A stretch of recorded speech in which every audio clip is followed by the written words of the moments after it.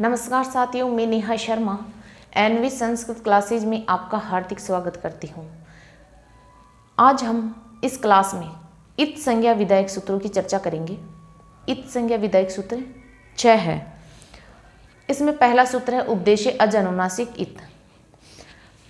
अब आप इसमें कोई ज़्यादा समझाने लायक चीज़ है नहीं, इसलिए मैंने आपको नोट्स बनाकर ही समझाऊंगी मैं आपको।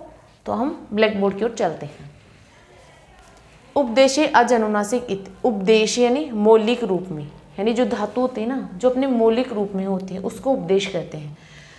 उपदेशे अज अनुनासिक इत यानी उपदेश अवस्था में मौलिक स्वरूप अनुनासिक स्वर की संज्ञा करता है। अनुनासिक यानी जो मुख और नाक दोनों से बोले जाते हैं, उसको अनुनासिक स्वर कहते हैं। क्लियर? इत संज्ञा का यह पहला सूत्र है। उपदेश 9 होते हैं। कितने होते हैं? आपके 9। कौन कौन से? धातु, सूत्र, गण, उणादि, वाक्य, लिंगानुशासनम, प्रत्यय, आदेश और आगम। उपदेश किसे कहते हैं? यानी उपदेश आद्य उच्चारणम यानी आदि का उच्चारण करना ही उपदेश है। मुख और नासिका से बोले जाने वाले स्वर अनुनासिक स्वर कहलाता है। अब ये जो अनुनासिक इत संज्ञा करता है वो पूरे के पूरे 9 उपदेशों में नहीं करता। वो एक धातु में करता है, प्रत्यय में करता है, आदेश में करता है और आगम में करता है। केवल 4 में ही करता है और किसी में नहीं करता है।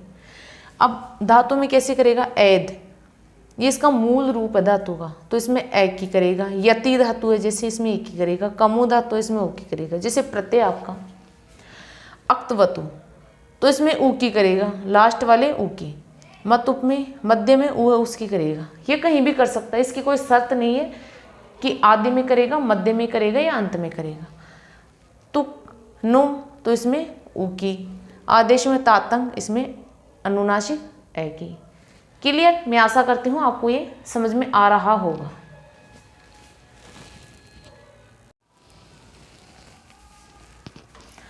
अब इत संज्ञा का दूसरा सूत्र है हलंत्यम। हलंत्यम सूत्र। हलंत्यम सूत्र देखो, हल अंत्यम यानी हल यानी व्यंजन, अंत्यम यानी अंतिम वर्ण। उपदेश अवस्था में स्थित अंतिम हल व्यंजन की इत संज्ञा करता है, यानी अंत में करेगा। जबकि उपदेश से अज अनुनासिक इत, इस सूत्र की कोई शर्त नहीं थी। वो प्रारंभ में भी कर रहा था, मध्य में भी कर रहा था और अंत में भी कर रहा था। लेकिन इस सूत्र की शर्त है कि वो अंत में ही करेगा, केवल और केवल अंत में करेगा। और ये धातु, प्रत्यय, आगम और आदेश 4 में ही करेगा ये भी। लेकिन जैसे धातु आपकी डुपचश, तो ये अंतिम धातु शय की संज्ञा करेगा। शेंग धातु है तो इसमें न की संज्ञा करेगा। नीय धातु है तो इसमें य की करेगा। प्रत्यय जैसे आपके तव्यत प्रत्यय है तो तय की करेगा। ण्यत में तय की करेगा। क्यप में पय की करेगा। आगम में जैसे आपका नुमागम है तो इसमें मय की करेगा। आखिरी जो मैं है ना, इसकी करेगा। आदेश तातंक आदेश है तो इसमें न की करेगा।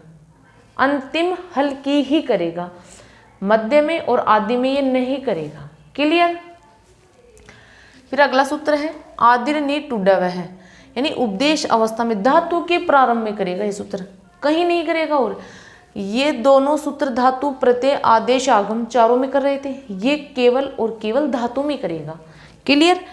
यानी उपदेश अवस्था में धातु के प्रारंभ में, धातु में करेगा और वो भी प्रारंभ में करेगा। क्लियर? नी, टू और डू वर्ण की करेगा और किसी की नहीं करेगा। भाई धातु के प्रारंभ में करेगा और नी, टू और डू वर्ण की करेगा और किसी की नहीं करेगा। 3 के अलावा चौथे की नहीं करेगा ये। क्लियर? जैसे नी भी धातु है तो इसमें नी की करेगा। टू नदी धातु है, टू की करेगा। डू क्रिय धातु है, डू की करेगा। डू धाई की है तो इसमें डू की करेगा। क्लियर? मैं आशा करती हूँ आपको ये चीज़ समझ में आ रही होगी। हम आगे बढ़ते हैं।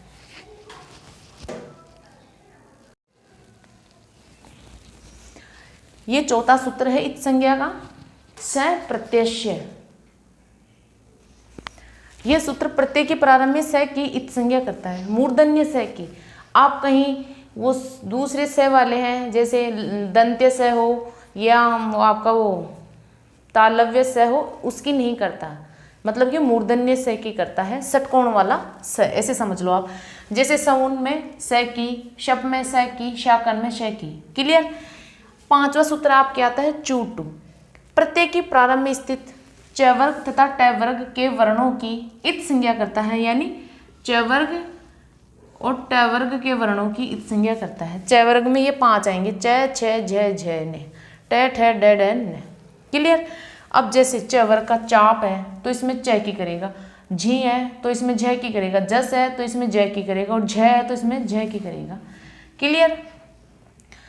टाप, ट वर्ग के वर्ण जैसे टाप में ट की करेगा, ण्यत में न की करेगा, नउल में न की करेगा, डाप में ड की करेगा। ठीक।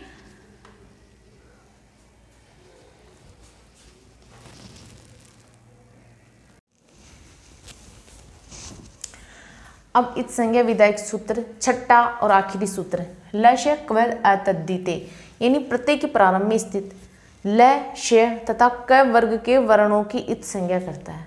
यानी ल की करेगा, श की करेगा और क वर्ग की करेगा।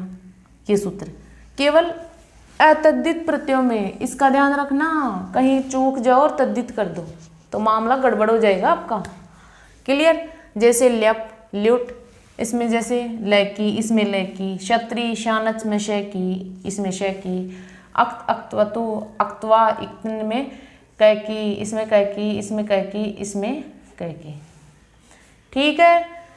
बात समझ में आ रही है या नहीं आ रही है, आप कमेंट बॉक्स में मुझे ज़रूर बताएं। फिर इन 6 सूत्रों के अलावा एक वार्तिक भी है जो इत संज्ञा का काम करती है, वो है ईर इत संज्ञा वक्तव्या। कौन सी है? ईर इत संज्ञा वक्तव्य, यानी धातु के अंत में स्थित ईर समुदाय की इत संज्ञा हो जाती है, ईर समुदाय की। ईर इत संज्ञा वक्तव्य, ईर इत संज्ञा वक्तव्य, ईर इत संज्ञा वक्तव्य, यानी ईर की इत संज्ञा करती है। जैसे च्युतिर तो इसमें ईर की करेगी, छिदिर इसमें ईर की करेगी, दृशिर इसमें ईर की करेगी, ऐसे करेगी, है ना। और ईर इत संज्ञा वाली धातुएं ईरित धातुएं कहलाती है, इनको ईरित धातुएं कहते हैं, ईरित। आई बात समझ में? मैं आशा करती हूँ कि यहाँ तक आपको समझ में आ रहा होगा। मिलते हैं अगली क्लास में। जय हिंद, जय भारत।